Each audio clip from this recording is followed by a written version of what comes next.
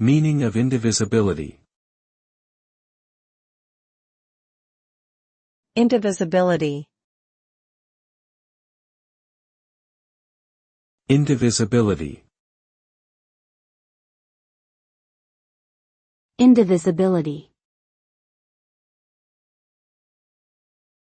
Indivisibility.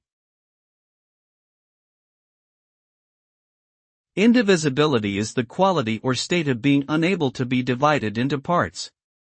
It refers to something that is considered as a whole unit, without any division or separation. This term is often used in the context of concepts such as human rights, where each right is considered as an indivisible whole and cannot be separated from other rights.